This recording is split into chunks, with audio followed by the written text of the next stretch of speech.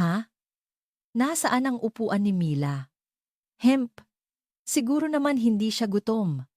Hayaan mo na siya at hayaan siyang magtupi ng mga nilabhan doon. Sa isang salita lang na iyon, tila huminto ang hangin sa buong sala. Hindi. Ang oras lang sa loob ko ang tuluyang tumigil. Sa harap ko ay isang malaking hapagkainan na puno ng naglalakihang lechon, paella, at iba pang mamahaling pagkain.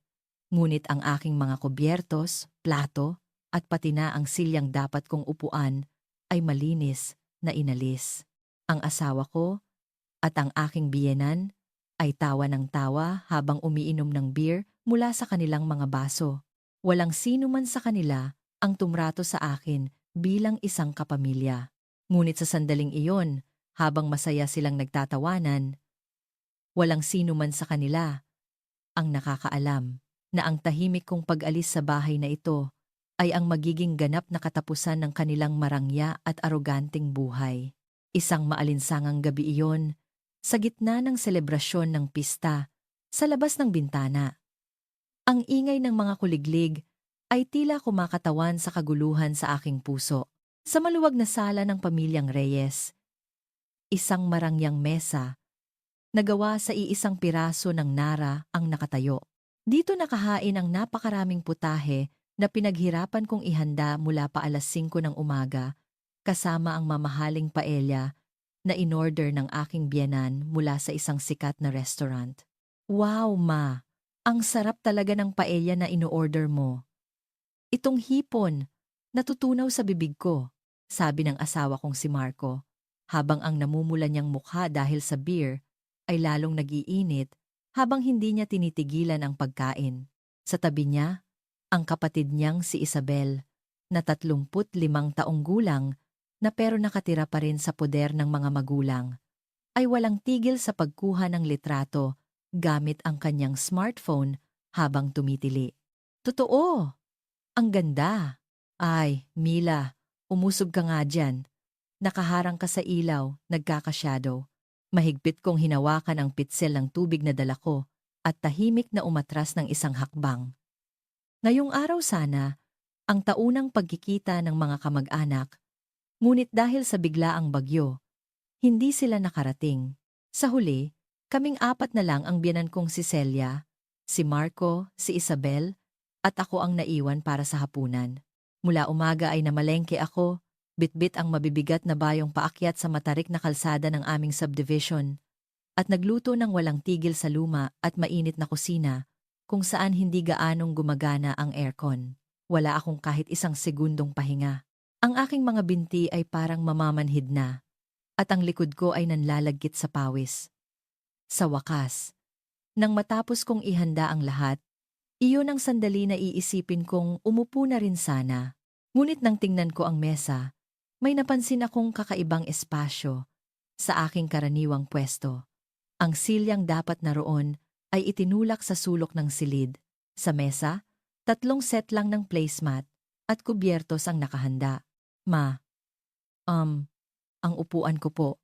Mahina, ngunit malinaw kong sabi. Ngunit, isang malamig na tingin lang ang ibinigay sa akin ni Celia at sinabayan pa ng isang mapang-asar na tawa. Ha? Nasaan ang upuan ni Mila? Huh? Siguro naman hindi siya gutom. Hayaan mo na siya at hayaan siyang magtupi ng mga nilabhan doon. Hindi ako makapaniwala sa mga salitang lumabas sa bibig ng aking biyenan. Hindi ito isang biro. Ang kanyang malamig na mga mata ay seryosong nagtataboy sa akin palayo sa hapagkainan na iyon. Grabe ka naman, ma, sabi ni Isabel.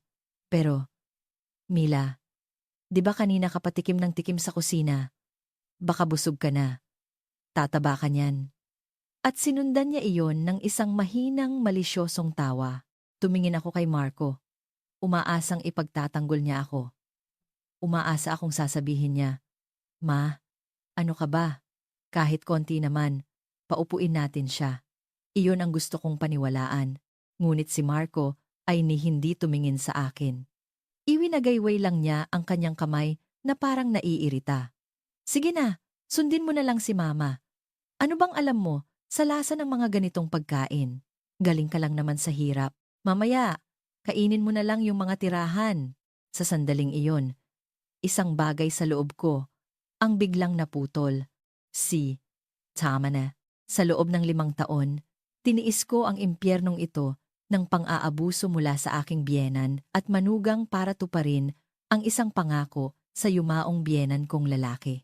Gaano man kasakit ang mga sinasabi nila, ngumingiti lang ako at pinapalipas ito. Hindi dahil mahina ako, kundi dahil may isang sikretong misyon akong dapat protektahan. Ngunit ngayon, sukdulan na. Pasensya na po. Hindi ko na kayang ituring ang mga taong ito bilang pamilya. Hindi ako sumagot. Hindi ako sumigaw o umiyak. Tinitigan ko lang sila ng malamig at walang emosyon habang sarap na sarap sila sa pagkain. Hoy! Anong klaseng tingin yan? Sumasagot ka na ba? Bilisan mo na. At tuparin mo na. Yung mga damit. Narinig kong sigaw ni Celia habang ako'y tumatalikod. Walang imik akong tumalikod, lumabas ng sala, at nagsimulang umakyat sa hagdanan patungo sa aming kwarto sa ikalawang palapag. Ang puso ko ay kahanga-hangang kalmado. Isang malinaw na desisyon na lamang ang tahimik na nag-aalab sa kaibuturan ng aking dibdib.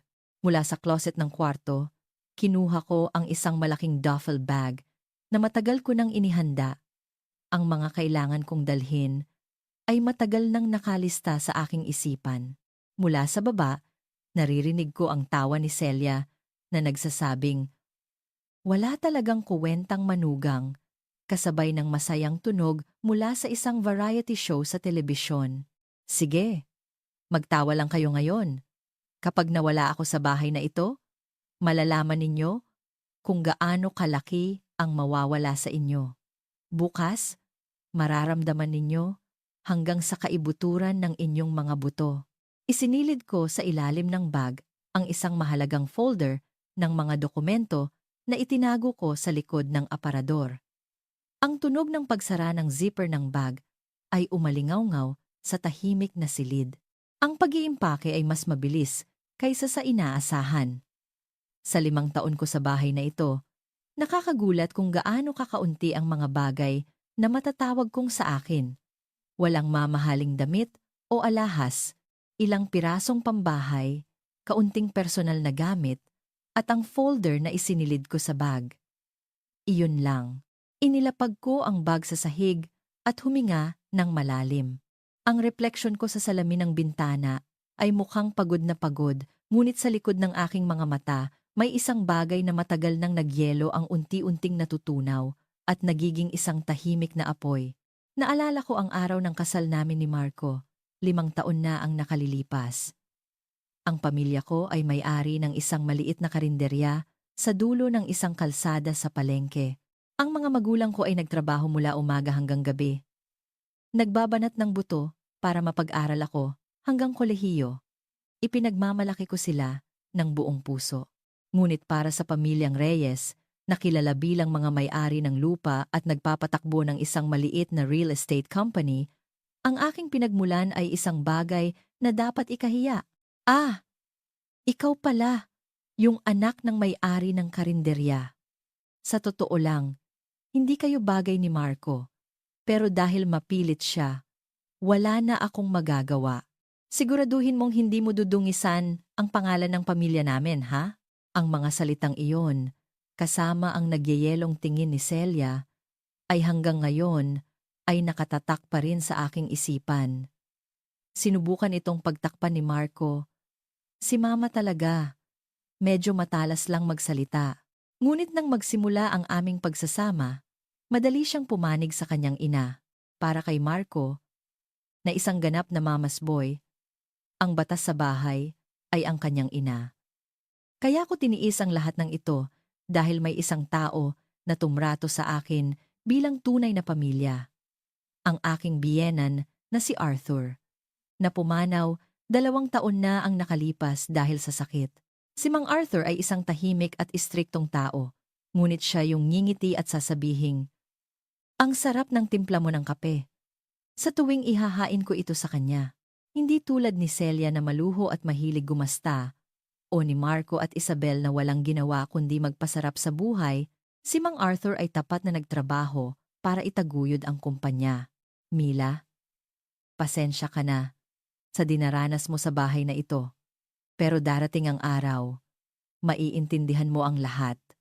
Hanggang sa panahong iyon, sana, huwag mong sukuan ang pamilyang ito. Iyon ang mga huling salita niya sa akin sa ospital, habang hawak ang aking kamay. At doon, may isang mahalagang bagay siyang ipinagkatiwala sa akin ng palihim nang pumanaw si Mang Arthur. Biglang nagbago ang pakikitungo nila sa akin. Lalo pang lumala ang pagiging gastadora ni Celia, at si Marco ay nagsimulang gamitin ang pera ng kumpanya na parang tubig sa kanyang mga inuman. Si Isabel naman ay walang ginawa kundi matulog sa umaga, gising sa gabi, at mag-online shopping. Ang lahat ng pasanin ay napunta sa akin.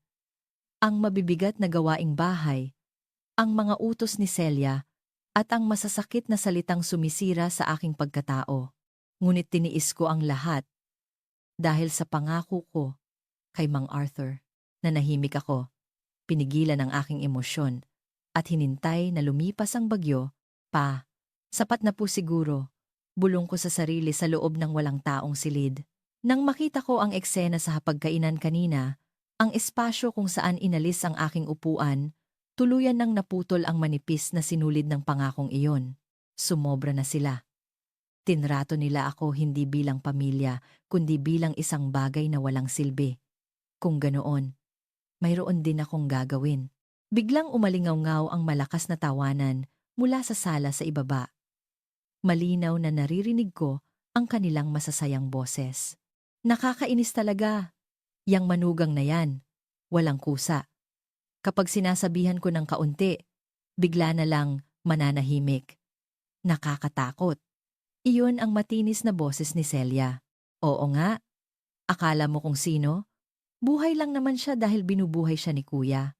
Pero sa bagay, para na rin siyang katulong na hindi kailangang swelduhan. Kaya pwede na rin. Narinig kong sabi ni Isabel, kahit ako, hindi ko na siya nakikita bilang babae. Masyadong amoy mahirap. Tama si Mama. Siguro, palayasin ko na siya at mag-asawa na lang ng babaeng mayaman ang pamilya. Ang mga salitang iyon mula kay Marco ay karimari-marim.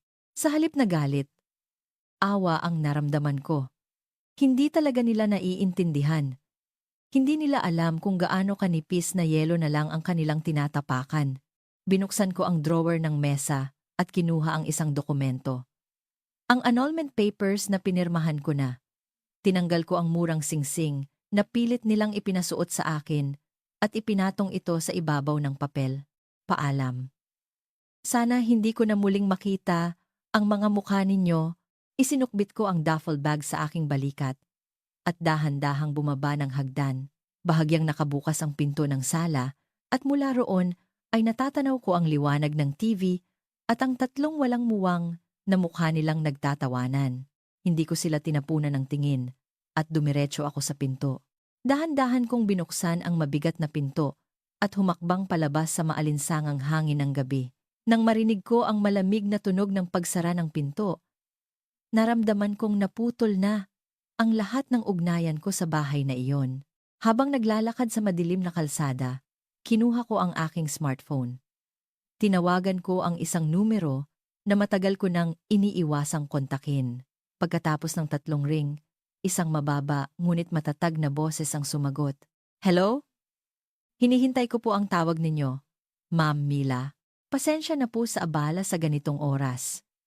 Itutuloy na po natin ang plano. Pwede po ba kayong kumilos bukas ng umaga? Masusunod po.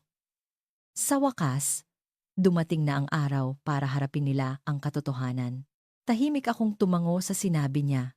Habang iniisip ko kung ano ang mangyayari sa bahay na iyon bukas, at kung anong mga mukha ang ipapakita nila kapag humingi sila ng tulong sa akin, isang maliit na ngiti ang sumilay sa aking mga labi. Nagising ako sa huni ng mga ibon, nakabalot sa malambot at puting kumot. Nasa isang business hotel ako malapit sa EDSA. Hindi ito isang mamahaling hotel, ngunit para sa akin, ito ang pinaka-perpektong umaga sa loob ng 5 taon.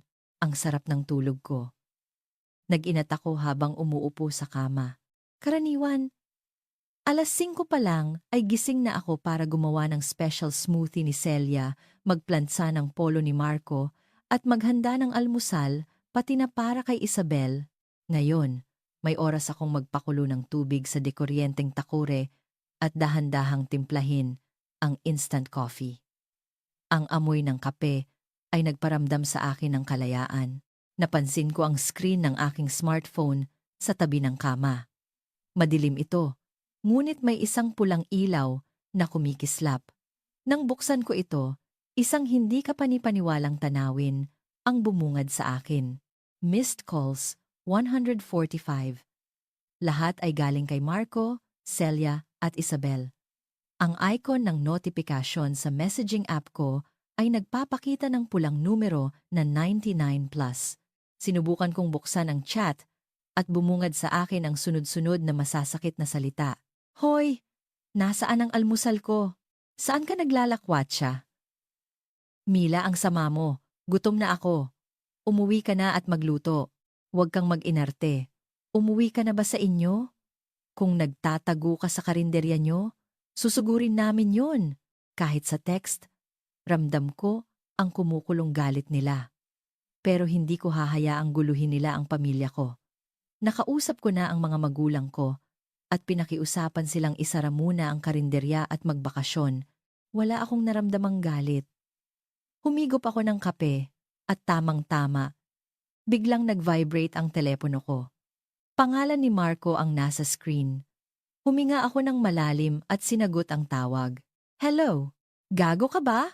Anong oras na sa tingin mo? Kahit hindi naka-loudspeaker, umalingaw-ngaw ang sigaw niya sa buong kwarto. Mula sa likod, naririnig ko ang matinis na boses ni Celia. Pakausap sa akin yan. Alas 8 na po ng umaga. Sagot ko ng mahinahon at walang emosyon. Hindi yan ang tinatanong ko. Nasaan ang almusal ko? Hindi pa napaplansa ang damit ko. Saan ka ba nagsusuot? Sa bulok niyong karinderya. Ipapablatter kita sa pulis. Sayang, hindi pa pablatter kita sa pulis. Umuwi ka rito. At lumuhod sa harap namin. Sunod-sunod na sigaw ng mag-ina. Dati, ang marinig lang ang mga boses nila ay sapat na para sumakit ang sikmura ko at manginig ang mga kamay ko. Pero ngayon, nakakagulat na kalmado ang pakiramdam ko. Hindi pala sila kayang kumain ng almusal kung wala ako. Nakakatawa. Minamaliit nila ako na parang alipin.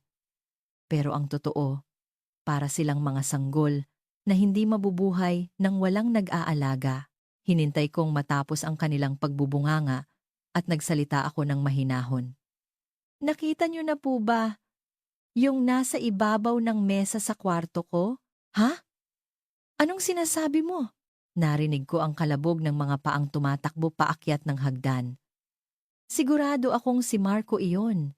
Pagkaraan ng ilang segundo, narinig ko ang malakas na pagbukas ng pinto ng aming kwarto at naramdaman ko ang pagkabigla ni Marco. Ano to? Annulment papers? At itong murang singsing. Oh, anong nangyari, Marco? Ano? Annulment daw? Nakakatawa. Narinig ko ang mapang-asar na tawa ni Celia. Ang ni Mila. Akala niya nasa teleserye siya. Nakakahiya. Naisip kong tumatawa si Isabel habang nakahawak sa kanyang tiyan. Hindi nila iniisip na seryoso akong umalis. Iniisip nilang kapag tinakot nila ako, iiyak akong babalik. Mila, akala mo, matatakot mo ako sa isang pirasong papel na to. Isang katulad mo na hindi malaman kung saan galing. Ako ang iiwan sa'yo! Sigaw ni Marco. Tama. Wala ka namang pupuntahan. Kung babalik ka bago maghapunan mamaya at luluhod ka sa labas ng bahay para humingi ng tawad, baka pag-isipan pa naming papasukin ka. Dagdag ni Celia. Wala nang epekto sa akin ang kanilang mga panlalait. Kayo po, ang dapat humingi ng tawad. Anong sabi mo? Hindi na po ako babalik. At simula ngayon, magiging abala na kayo. Wala na kayong oras para isipin pa ako. Ha? Anong pinagsasabi mong, Hoy, Mila, Pinutol ko ang tawag. Tahimik kong blinok ang kanilang mga numero at inilagay sa reject list. Binuksan ko ang bintana at pumasok ang sariwang hangin ng umaga. Nagawa ko na ang lahat ng dapat kong gawin. Ang natitira ay ipapaubaya ko na sa kanya. Samantala, sa bahay ng mga Reyes, pinatayan ako ng telepono. Ang yabang talaga ng babaeng yun. Ibinato ni Marco ang kanyang telepono sa sofa. Hayaan mo na siya. Mamayang gabi, gutom yan. Iiyak yan pabalik. Hindi kayang mabuhay mag-isa ng duwag na yon, sabi ni Celia habang nakahalukip-kip at may ngiting tagumpay. Oo nga kuya, hayaan mo na yan. Magpa-deliver na lang tayo. Gusto ko ng sushi, sabi ni Isabel. Sige, kahit ako, ayoko na sa babaeng amoy lupa na yon. Maghahanap ako ng mas bata at mas mayaman, sabi ni Marco. Habang nagtatawanan sila sa kanilang kalaswaan, biglang tumunog ang doorbell. Ding dong. Ayan na, kita mo na. Sabi ko na nga ba. Umiiyak na yan pabalik, mayabang na sabi ni Celia habang dahan-dahang naglalakad papunta sa pinto. Sumunod sina Marco at Isabel, nag-aabang na makita ang kaawa-awang itsura ni Mila. Kala mo, kung sino malakas na binuksan ni Celia ang pinto. Ngunit ang nakatayo roon ay hindi si Mila na umiiyak. Isang matandang lalaki na nakasuot ng plansadong business suit at salamin ang nasa harap nila. Sa likod niya, may ilang mga lalaking nakauniporme ng trabahador at may seryosong mga mukha ang tahimik na nakatayo. Sino po sila? Biglang namutla si Celia dahil sa hindi inaasahang mga bisita. Sino po sila? Nang buksan ni Celia ang pinto, tuluyan siyang natigilan sa mga lalaking nasa harapan niya. Sa halip na ang manugang niyang umiiyak para humingi ng tawad, isang propesyonal na lalaking nakasuit at mga trabahador ang kanyang kaharap. Magandang umaga po. Pasensya na sa abala.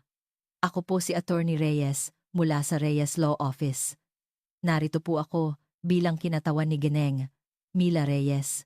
Isang kalmado at mababang boses ang nagsalita at iniabot ng lalaking nagpakilalang si Attorney Reyes ang kanyang business card kay Celia. Kinatawan ni Mila. Si Marco, na sumilip mula sa likod ni Celia, ang dumampot sa card. Pagkatapos ng ilang segundo, bigla siyang humagalpak ng tawa. Ha ha ha ha! Ma, abogado raw. Nag-hire daw ng abogado si Mila. Ano? Abogado? Kalokohan! Sabi ni Celia na parang hindi makapaniwala. Si Isabel naman ay kinuhanan pa ng litrato si Attorney Reyes habang tumatawa. Kuya, baka scammer yan. Paano magkakaroon ng pera yang anak ng may-ari ng karinderya para mag-hire ng abogado? Baka extra lang yan, na binayaran ng 1,000 kada oras.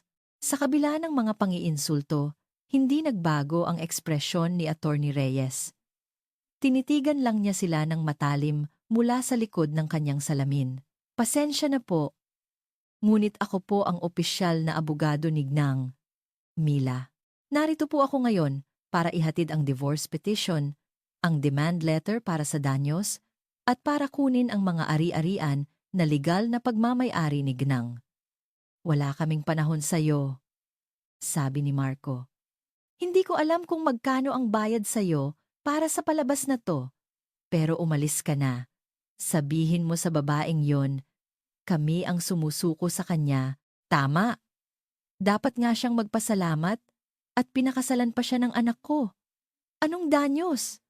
Kami pa nga dapat ang maningil sa pamilya niya para sa lahat ng ginastos namin sa kanya, dagdag ni Celia, habang nakatingin ng mababa kay Attorney Reyes.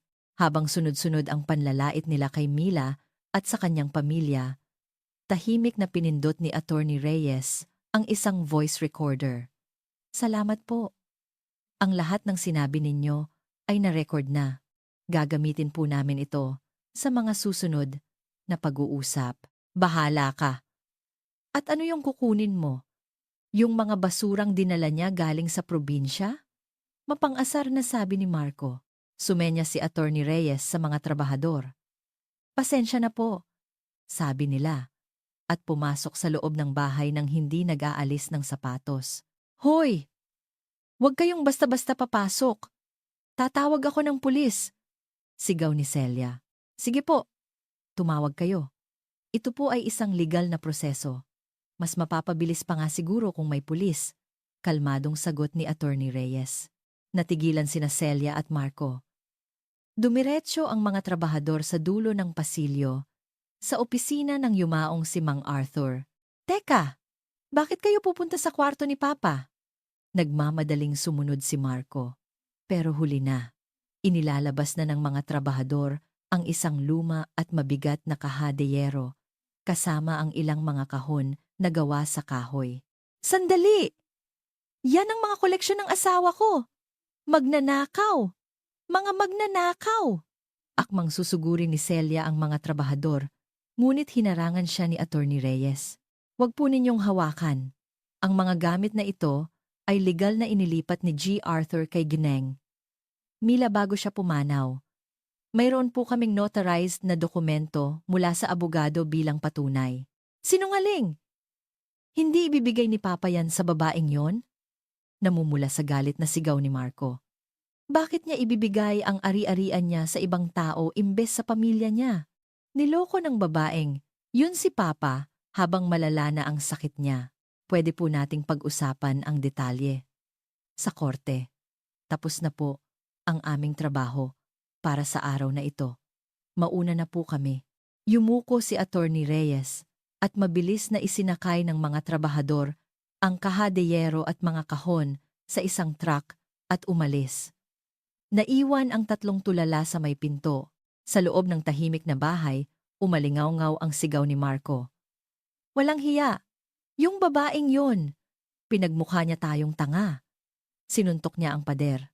Sa tabi niya, si Celia ay nanggigigil sa galit. Hindi ko siya patatawarin. Hinding-hindi. Hindi ako papayag na isang hamak na babae lang ang gagawa sa atin nito. Kinuha ni Celia ang kanyang telepono. Marco, tawagan mo. Yung kilala mo.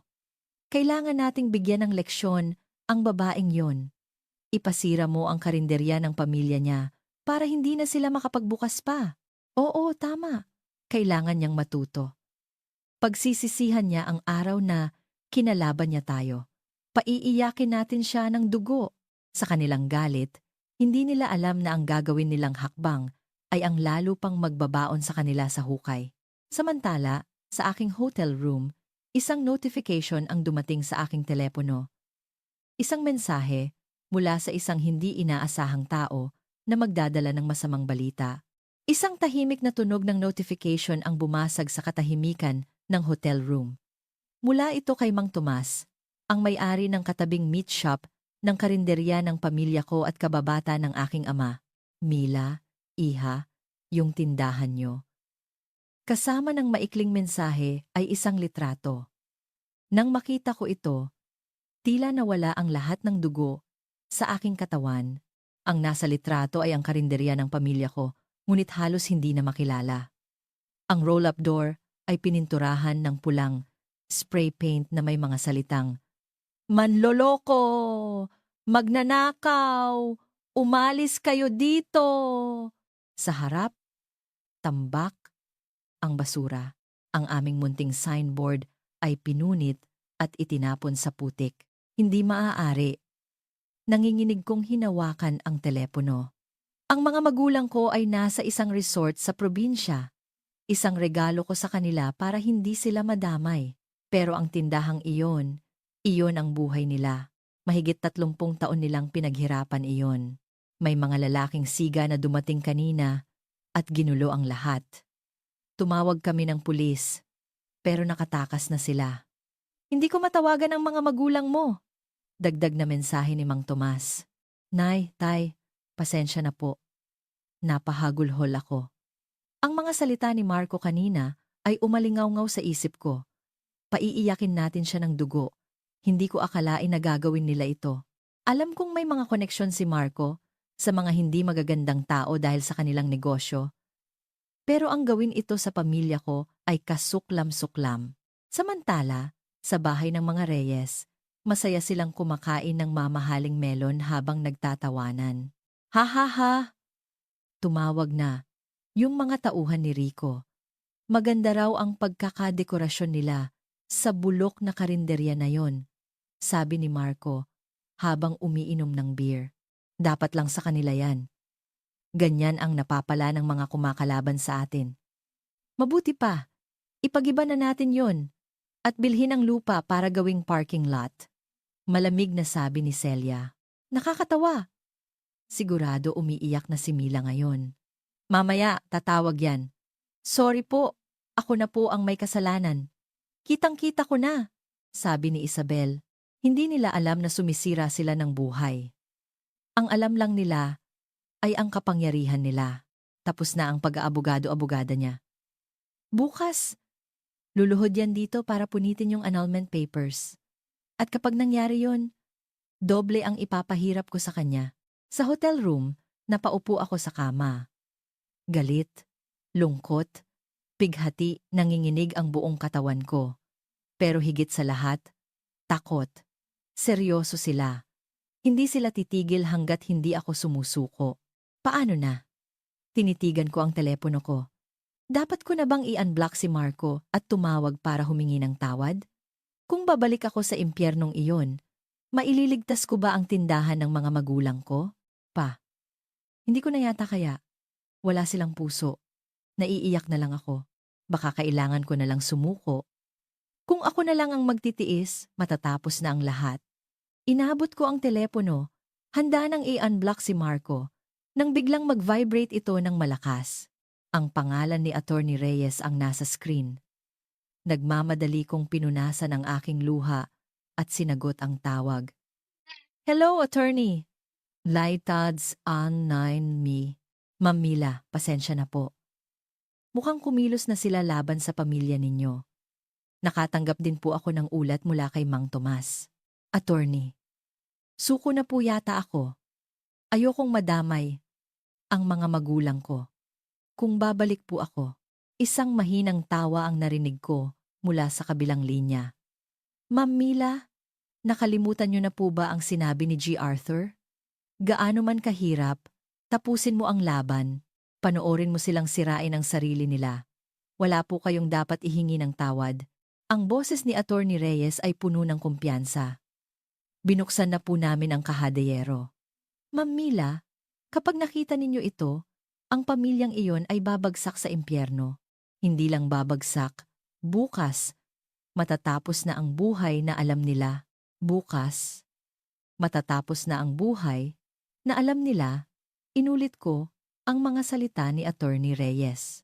Ang pag-asa ay muling sumilay sa aking puso. Ipinadala ko na po sa inyo ang PDF ng mga dokumento. Pakicheck po. Inilipat ko sa speaker mode ang tawag at binuksan ang file. Bumungad sa akin ang mga kopya ng makakapal na dokumento at mga litrato ng isang sulat kamay na notebook. Ito, yung second set ng libro ng kumpanya? Tama po. Matagal nang may hinala si G. Arthur na ninanakawan siya ng sarili niyang asawa at anak. Si Marco ay gumagawa ng mga pekeng proyekto para makakuha ng pera na ginagamit niya sa mga iligal na gawain. Si Celia naman ay ginamit ang perang iyon para bayaran ang milyon-milyong utang niya at bumili ng mga luxury goods. Nanginginig ang kamay ko habang tinitingnan ang mga ebidensya. Litrato ni Marco na nag-aabot ng pera sa isang lalaking nagngangalang Rico, mga credit card statement ni Celia. Pa, mag-isa ninyong inimbestigahan ang lahat ng ito. Oo po. Ngunit nagkasakit si G. Arthur at hindi na niya kayang ituloy. Kaya sa inyo niya ipinagkatiwala ang lahat. Napaiyak ako. Naalala ko ang sinabi niya. Mila, ang mga hangal na iyon ay gagawa ng kasalanang hindi na nila mababawi. Hanggang dumating ang araw na iyon, bantayan mo sila, iyon ang sikreto ko. Sa loob ng 5 taon, hindi lang ako nagtiis. Ako ang espiya ni Mang Arthur. Kinukuha ko ang mga collection letter mula sa basurahan ni Celia. Lahat ng iyon ay ipinapadala ko kay Attorney Reyes. Kahit gaano nila ako laitin, nanahimik ako para tipunin ang lahat ng ebidensya at siguraduhing Wala silang takas. Ang mga ebidensyang tinipon ninyo sa loob ng 5 taon, kasama ang mga dokumento mula sa kahadiyero, ang tatapos sa kanila.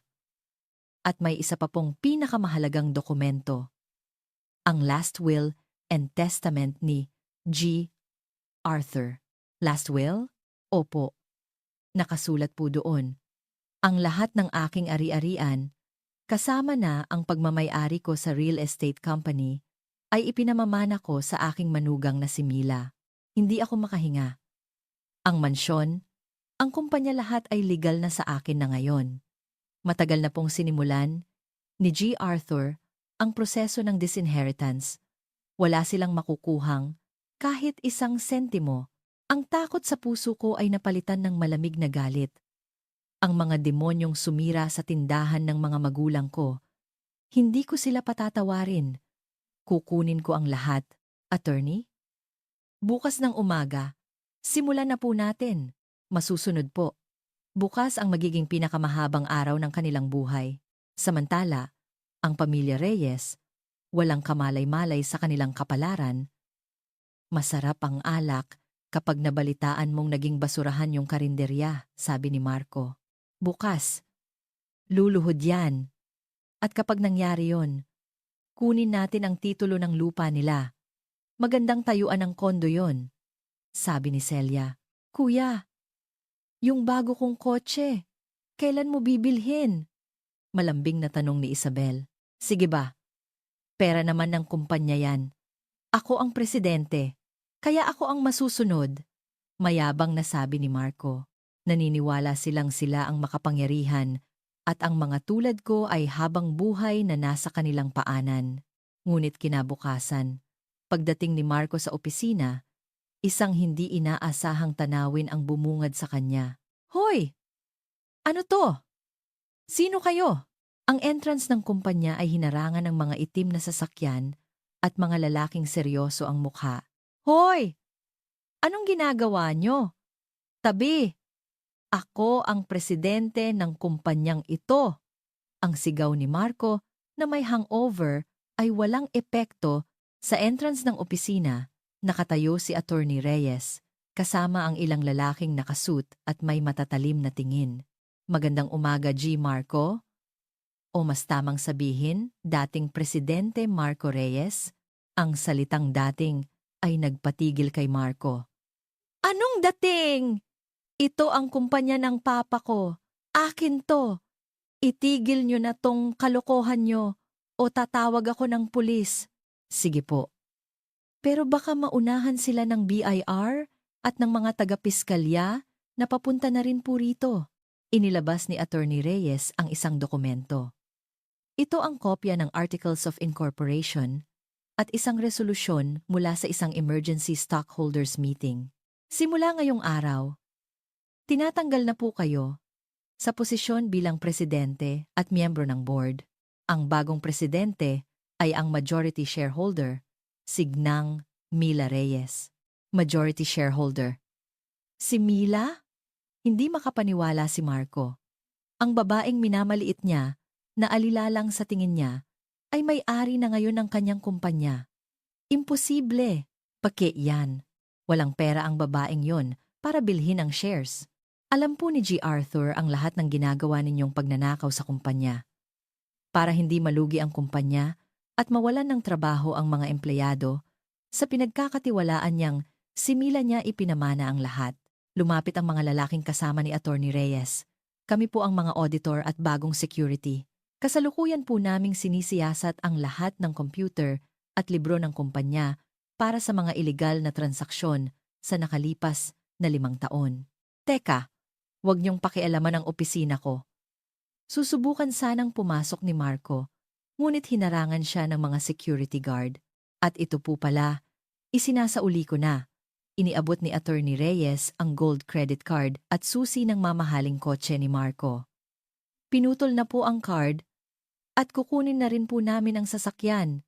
At syempre, ang bahay na tinitirhan ninyo, dahil pag-aari rin ng kumpanya, ay kailangan nyo na ring lisanin sa lalong madaling panahon. Napaluhod si Marco. Ang mayabang na lalaking nagplanong paiyakin ng dugo si Mila ay wala na. Isang lalaking namumutla at nanginginig na lang ang natira. Samantala, sa bahay ng mga Reyes, si Celia ay nag-aalmusal habang nanonood ng TV. Siguro, hihimatayin yung Mila na yon kapag nakita niya ang karinderya niya. Buti nga sa kanya. Mama! Hindi gumagana yung credit card ko! Sigaw ni Isabel habang pababa ng hagdan. Ano ka ba? Tumawag ka kay Marco at pataasin mo ang credit limit. Hindi yon, sabi. Cancelled daw. At may dumating na sulat, ibinagsak ni Isabel sa mesa ang mga collection letter mula sa iba't ibang kumpanya ng pautang. Binuksan ni Celia ang sulat. Nakasulat doon na tumalbog ang mga bayad dahil pinahintunan ni Mila ang daloy ng pera mula sa kumpanya. Wala ng pondo ang account ni Marco. Biglang tumunog ang doorbell. Siguro si Mila na yan. Hihingi ng tawad. Ngunit nang buksan ni Celia ang pinto, mga lalaking nakauniporme ng trabahador ang nandoon. Meralco po. May ilang buwan na po kayong hindi nakakabayad. Puputulan na po namin kayo ng kuryente. May nilad po. Puputol na rin po kami ng tubig. Security agency po. Tinatanggal na po namin ang aming serbisyo. Sunod-sunod na pagguho ng kanilang mundo. Nagpanik sina Celia at Isabel. Tinawagan ni Celia si Marco, ngunit cannot be reached.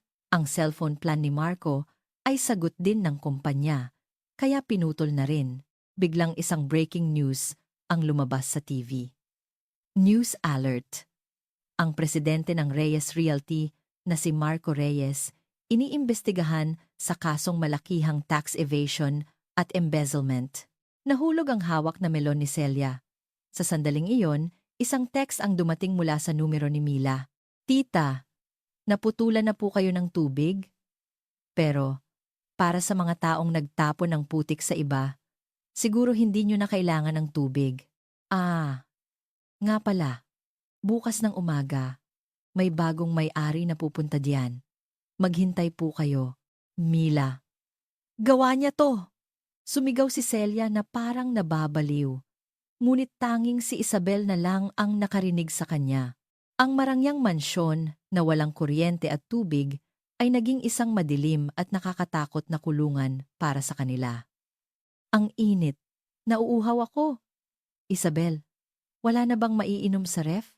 Mahinang sabi ni Celia sa madilim na sala. Patay ang aircon.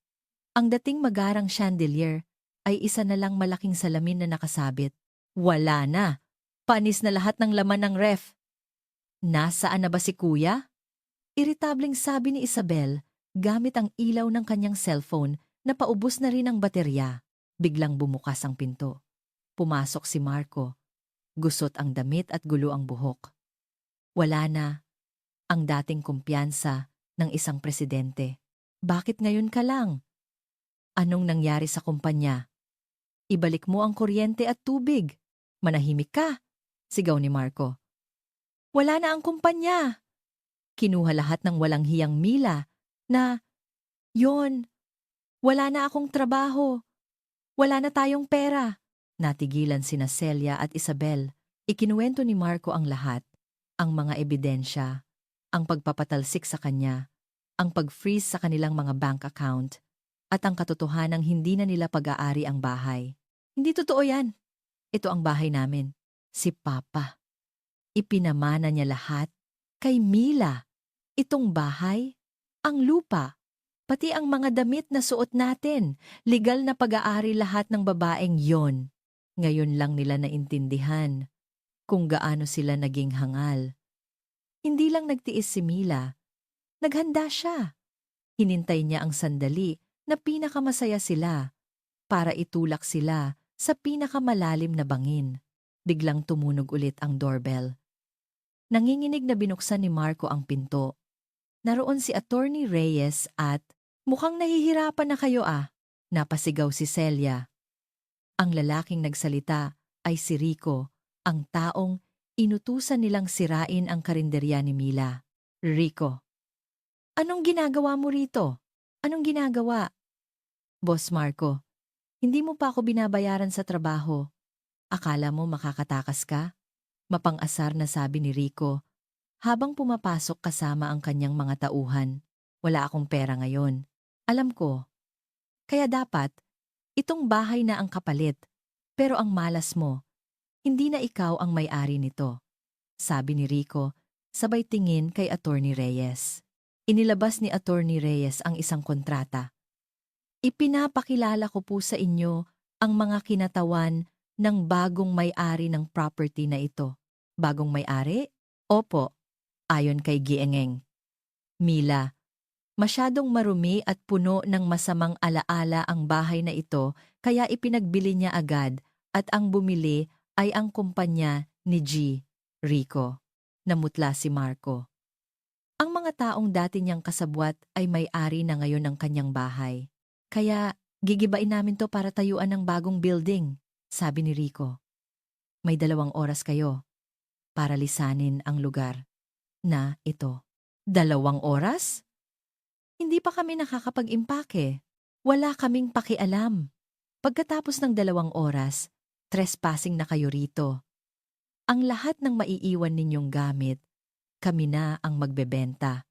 Ang mga alahas ko, ang mga damit ko. Umiiyak na sigaw ni Isabel. Attorney, maawa po kayo. Kausapin niyo si Mila. Ako ang may kasalanan. Patawarin niya kami. Lumuhod si Celia sa harap ni Attorney Reyes. Pero itinulak lang siya nito. May bilin po si Geng. Mila, nang itapon ninyo ang dangal ng pamilya niyo sa putik, doon na rin nawala ang lahat ng dapat ninyong protektahan. Bilisan niyo na! Oras na! Sigaw ni Rico. Sa dilim, nagsimula ang kanilang desperadong pag-iimpake. Habang kinukuha ng mga tauhan ni Rico ang kanilang mga mamahaling gamit, sila ay nagmamadaling magpasok ng damit sa mga garbage bag, basang-basa ng pawis at luha.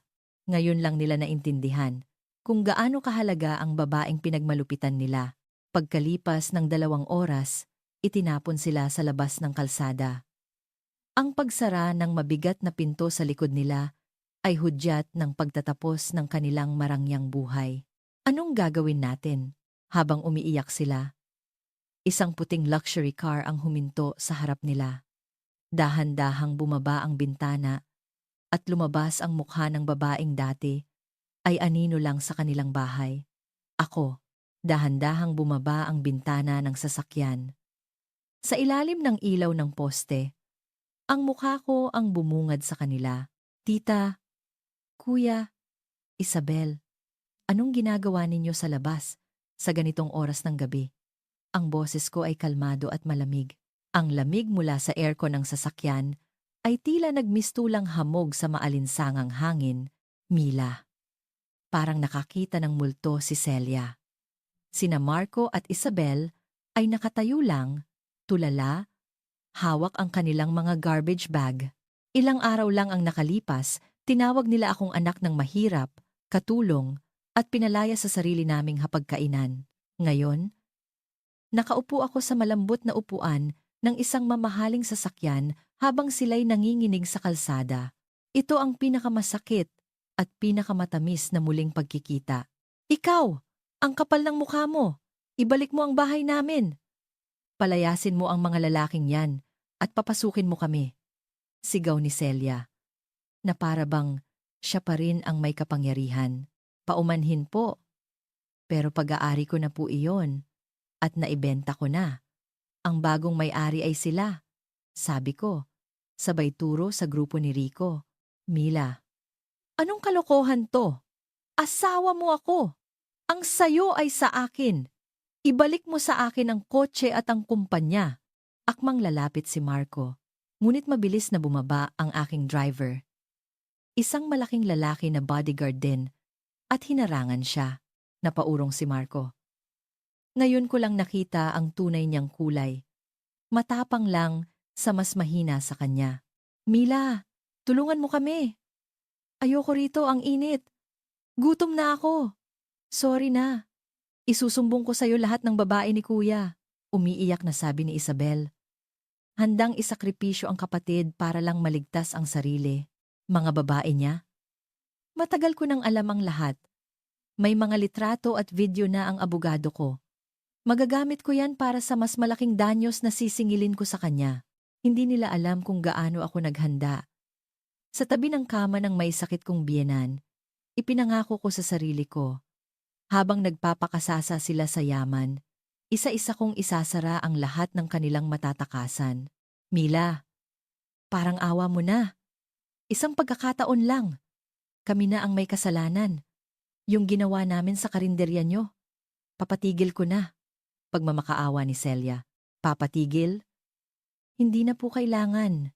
Ang usapan ninyo ni Rico, kasama ang testimonya ng mga nakakita, ay naisumite na sa pulis. Nagsampa na po ako ng kasong malicious mischief at grave coercion. Hayaan na po nating ang batas ang humusga sa inyo.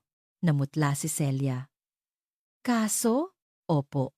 At ang pagnanakaw sa kumpanya, kasama na rin po ang BIR. Tita, yung emerald necklace na binili ninyo gamit ang pera ng kumpanya, kukumpiskahin din po yan. Napaupo si Celia. Ang yaman, ang pride, ang tahanan, lahat ay nawawala na parang buhangin. Sige na po, umalis na kayo. Wala na kayong lugar dito. Isang payo lang po, sabi ko, habang sumesenya sa driver na umandar na. Bago ko isara ang bintana, binitiwan ko ang huling salita. Malapit na rin pong maputol yung mga cellphone ninyo. Bago mangyari yon, sumuko na kayo sa pulis. Mas malamig pa sa presinto kaysa dyan sa kalsada. Mila, teka! Hintay! Ang sigaw ni Marco ay nawala sa usok ng tambutso.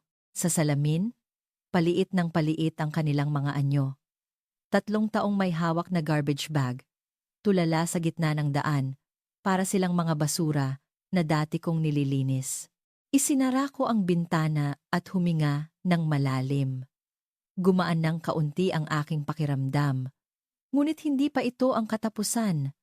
Ang tunay na bigat ng kanilang kasalanan ay ngayon pa lang nila mararamdaman. Bukas, uuwi na ang mga magulang ko. Kailangan kong ayusin ang tindahan at salubungin sila ng may ngiti. Samantala, sa gabing iyon, isang mas matinding katotohanan ang naghihintay sa pamilya Reyes. Sa ilalim ng malaking billboard sa isang parke, doon sila napadpad. Biglang umilaw ang screen para sa isang late-night news report. Breaking news. Bagong detalye sa kaso ng Reyes Realty. Bukod sa milyon-milyong pagnanakaw, lumalabas na sangkot din ang kumpanya sa mga iligal na gawain kasama ang isang sindikato. Inihahanda na ng pulisya ang arrest warrant para kay Marco Reyes. Lumabas sa screen ang litrato ni Marco kasama si Rico sa isang bar. Paano? Paano nila nakuha yan? Ang papa mo. Nanginginig na sabi ni Celia. Naalala ko, bago siya mamatay, lagi siyang may dalang kamera. Sabi niya, para sa birdwatching. Pero ang totoo, sinusubaybayan niya kayo. Natigilan si Marco. Ang kanyang istrikto, ngunit tahimik na ama. Alam pala niya ang lahat, at yung mga credit card statement ko. Nakatago yun sa drawer na may susi. Pero isang araw, napansin kong naiba ang ayos. Alam na niya noon pa, dagdag ni Celia. Habang may sakit, tahimik na pinanood ni Mang Arthur ang pagkasira ng kanyang pamilya. At ang lahat ng ebidensya ay ipinagkatiwala niya sa akin ang taong pinakamaliit ang tingin nila. Ibinibigay ko ang bahay na ito kay Mila. Ito ang kabayaran sa kasalanan ng pamilyang ito. Naalala nila ang isang draft ng testament na tinawanan lang nila noon. Hindi pala iyon biro. Alam ni Mang Arthur ang lahat ng mangyayari. Sinadya ni Mila na ipakita sa atin na wala siyang laban, bulong ni Marco. Hinayaan silang magpakasasa sa kasalanan hanggang sa wala na silang kawala. Ang bawat pang-aapi nila sa akin ay naging lubid na sumakal sa kanilang mga leeg. Hindi! Mahal kami ng papa mo. Hindi niya ito gagawin sa amin. Sigaw ni Celia. Ngunit ang sagot ay ang sirena ng papalapit na mga sasakyan ng pulis. Tapos na tayo, ma! Mahinang tawa ni Marco. Ang babaeng minamaliit niya ay ang siyang naging tagahusga ng kanilang kapalaran. Nang alisin nila ang upuan ko sa hapagkainan, Inalis din nila ang kanilang huling kaligtasan. Ilang pulis at mga lalaking nakasuit ang lumapit sa kanila. Marco Reyes, Celia Reyes, sumama po kayo sa amin.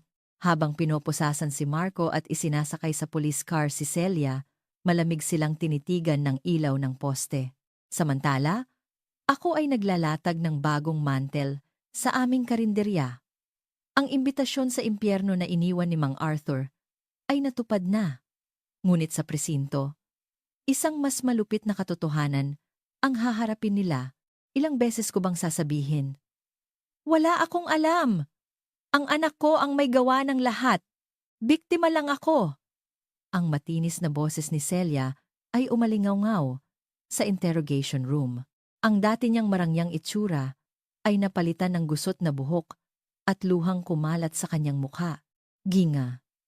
Reyes, ayon sa records, may regular na malalaking transfer mula sa secret account ng kumpanya papunta sa personal account ninyo. Ginamit nyo ito para bayaran ang mga utang ninyo. Imposibleng hindi ninyo alam. Sabi ng investigador, allowance lang yon. Kausapin nyo si Marco. Siya ang magpapaliwanag, sigaw ni Celia. Ngunit sa kabilang kwarto, si Marco ay mas malala pa ang kalagayan. Hindi totoo yan. Nagsinungaling si Rico. Nanginginig na sabi ni Marco. Ipinakita sa kanya ang testimonya ni Rico at ng kanilang accountant na umamin na sa lahat, ang lahat ng ebidensya. Kumpleto na. J. Reyes. Ang voice recording na ibinigay ni Gen. Mila, yung babaeng yon. Nilaglag niya ako. Nagpanggap siyang tanga para lang manmanan kami. Taksil. Taksil? Napailing ang investigador. Sino ang unang nagtaksil nang inutusan ninyong sirain ang tindahan ng pamilya niya? Sinabi niyo raw na paiiyakin niyo siya ng dugo. Hindi ba't bumabalik lang sa inyo ang lahat? Napahagulhol si Marco. Si Isabel naman, sa isa pang kwarto, ay mabilis na kumanta.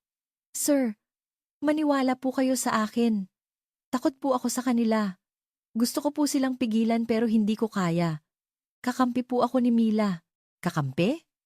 Pero ayon sa sikreto ninyong social media account, nag-post kayo ng, ang saya manlait ng manugang ngayon. Sarap itapon ng luto ng tanga. At may record din kami na ipinagbenta ninyo ang mga gamit ni Gang, Mila, online. Lahat ng ito ay may screenshot at isinumite niya sa amin. Natigilan si Isabel. Ang sama ng ugali ng babaeng yon. Sino kaya ang masama ang ugali? Malamig na sabi ng investigador. Sige, pagharapin natin kayong tatlo. Nang magkaharap sila, hindi yakap kundi mga mura at sigawan ang nangyari. Marco, ipapasa mo sa akin lahat ng kasalanan? Ikaw ang may kasalanan, ma. Kung hindi ka maluho, hindi ko kailangang magnakaw. Kasalanan yung dalawa. Mamatay na sana kayo. Nag-aaway sila na parang mga hayop. Ang kanilang pamilya ay binuo lang ng pera at kasinungalingan. Biglang bumukas ang pinto. Pumasok ako. Manahimik kayo. Rinig.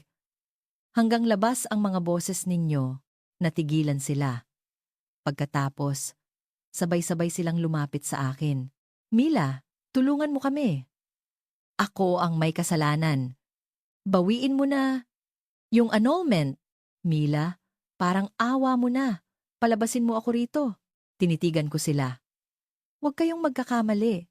Hindi ako naparito para tulungan kayo. Nandito ako para sabihin ang isang katotohanan. Anong katotohanan? Kahit magsisihan pa kayo? Wala nang magbabago. Dahil ang totoong nangyari ay mas malala pa sa inaakala ninyo. Ang perang ninakaw ninyo. Hindi naman talaga nawala. Inilabas ko ang isang lumang passbook. Nang makita ito ni Marco, nanlaki ang kanyang mga mata. Ang passbook na inilagay ko sa mesa ay may pangalan ko. At sa tabi nito, ang salitang inampong anak. Ano to? Binuklat ni Marco ang passbook. Ang halagang nakasulat doon ay halos kapareho ng kabuuang halaga ng perang ninakaw niya. Marco. Ang perang kinuha mo, hindi talaga nawala. Sa tuwing nagnanakaw ka sa kumpanya, pinupunan ito ni Papa mula sa sarili niyang pera at idinideposito niya sa account na ito na nakapangalan sa akin. Pinupunan? Paano yung pera ko? Ang ginagastos mo ay pain na may lason na galing kay Papa. Alam niyang nagnanakaw ka, pero hinayaan ka niya. Ang perang akala mo ninakaw mo ay nakalista bilang utang mo sa kanya. Utang? At mama, sabi ko kay Celia, ang perang ibinibigay sa'yo ni Marco, nakalista rin dito, hanggang sa huling sentimo. At heto pa, ipinakita ko ang kopya ng isang dokumento. Bago mamatay si Papa, legal niya akong inampon. Naging anak niya ako. At Marco, inabot ko ang isang lumang sobre. Hindi ka tunay na anak ni Papa. Natigilan si Marco. Napasigaw si Celia. Alam ni Papa na anak ka sa labas ni Mama. Pero tinanggap ka pa rin niya. Umasang, magbabago ka. Pero binigo mo siya. Hindi totoo yan. Ako, ang tagapagmana. Hindi. Sa testament niya, nakasulat, mas pipiliin ko ang anak na hindi kadugo pero tapat, kaysa sa dugong taksil. Marco, nawala sa iyo ang lahat dahil sa kasakiman mo. Napaupo si Marco. Ang pagiging tagapagmana na ipinagmamalaki niya ay isang kasinungalingan pala. Mila, patawarin mo ako. Ako ang may kasalanan. Lumuhod si Celia. Ngunit hindi na ako naawa. Tita, noong inalis ninyo ang upuan ko sa mesa, doon natapos ang lahat. Sinubukan kong maging pamilya, pero tinrato ninyo ako na parang hindi tao. Kaya wala nang tawad.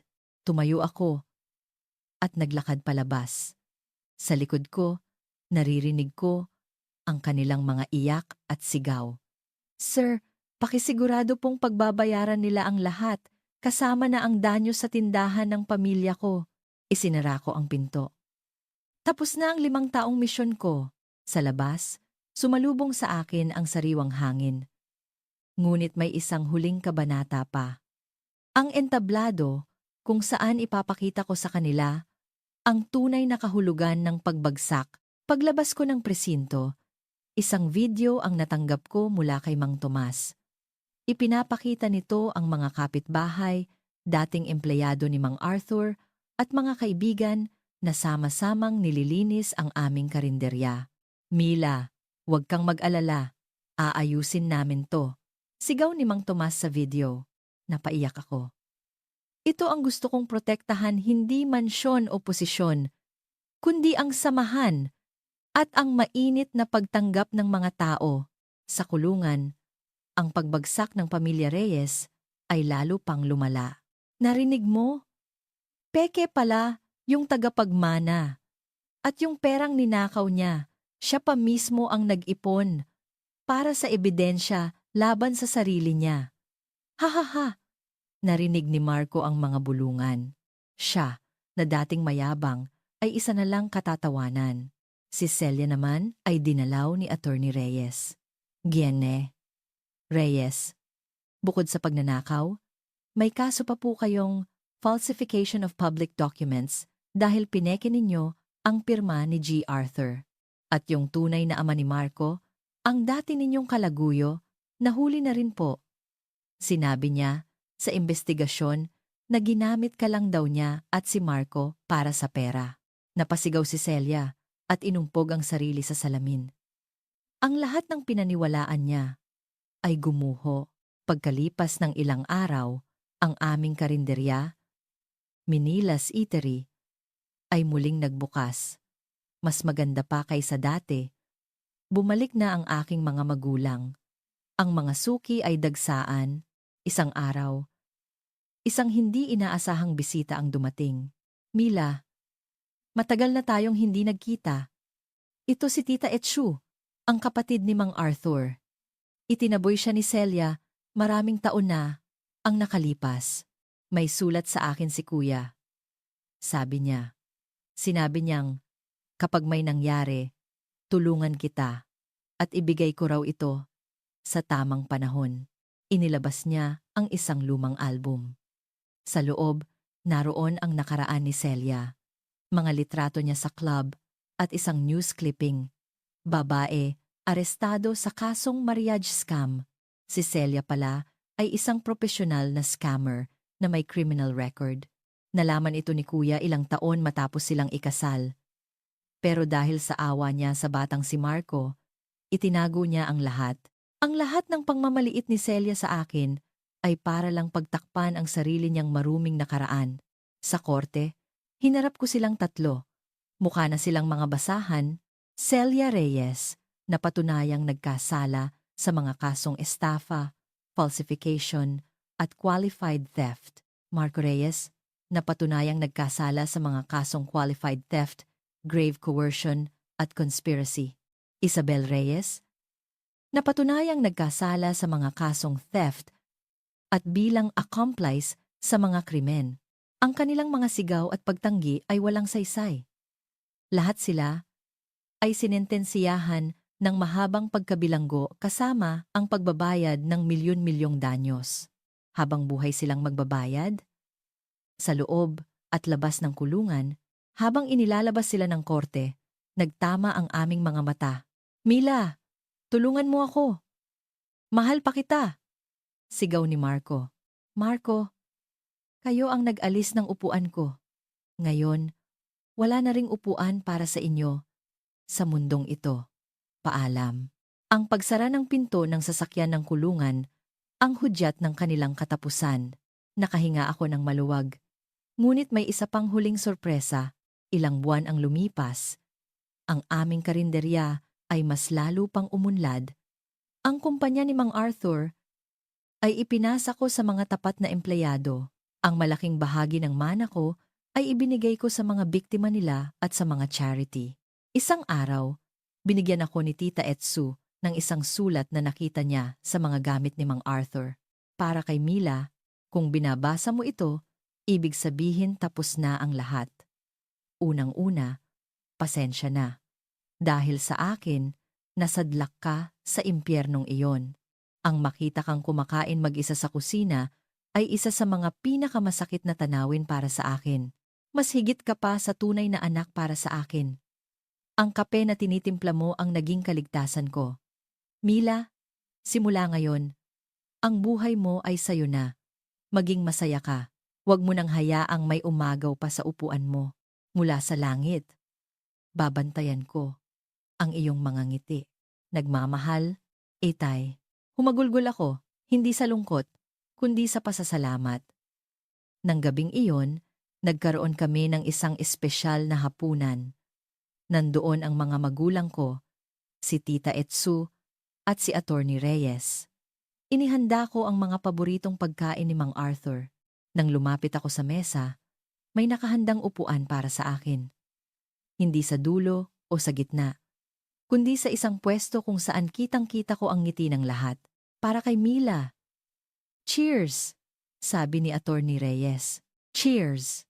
Ang nawala sa pamilya Reyes ay hindi pera o posisyon. Nawala sa kanila ang pagkakataong tumawa kasama ang iba at ang sabihing ang sarap ng pagkain. Sa isang mainit na hapagkainan, kumain ako ng adobo. Ang sarap nito ay nagpainit sa aking puso. "Ang sarap!" bulong ko. Sa labas, umiihip ang hangin ng taglagas. Bukas, gigising na naman ako ng 5:00, pero magaan na ang aking mga paa. May mga taong naghihintay sa akin at may isang lugar kung saan ako kabilang. Ang bulaklak na tumubo sa putik ay namumukadkad na ngayon sa ilalim ng bagong liwanag ng araw.